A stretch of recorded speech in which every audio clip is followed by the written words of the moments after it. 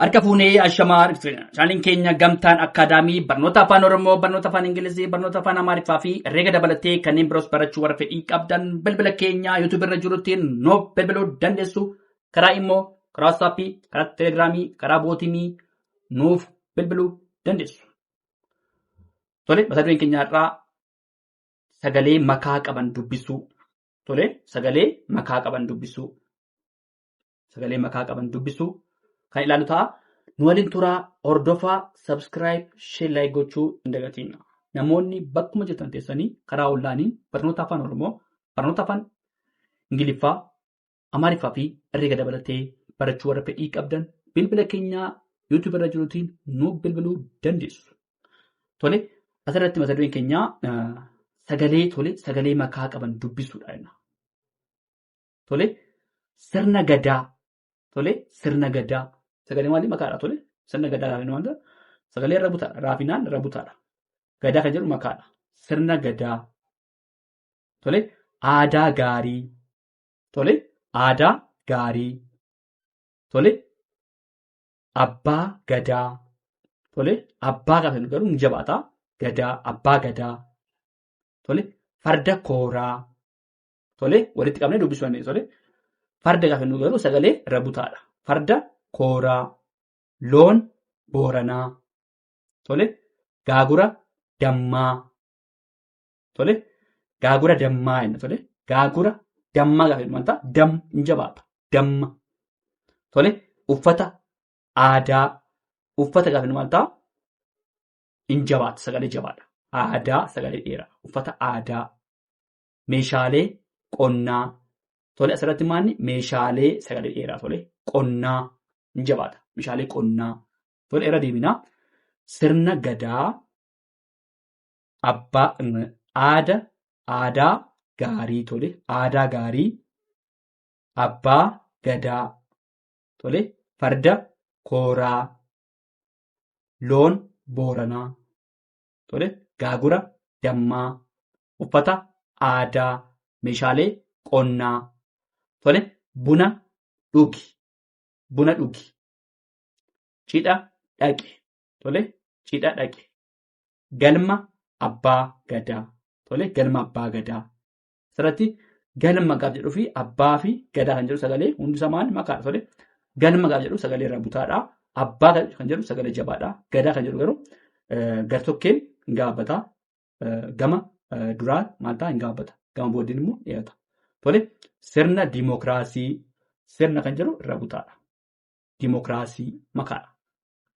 Olaantummaa seeraa. Bishaan dhugi.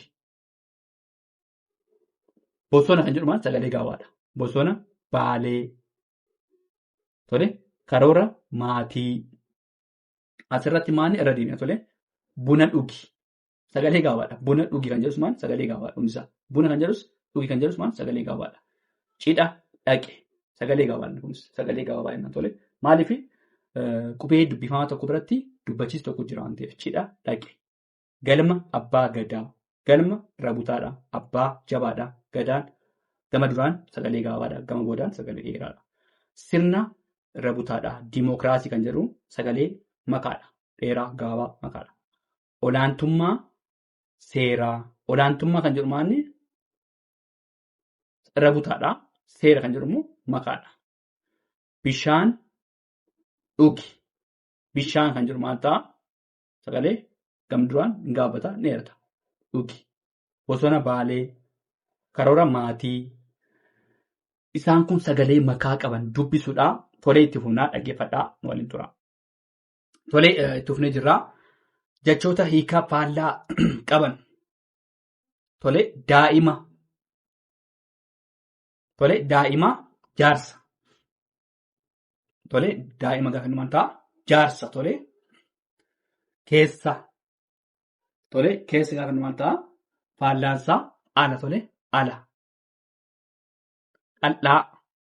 Tolee dhaldhaa gaafa numaan ta'a. Furdaa. Tolee furdaa.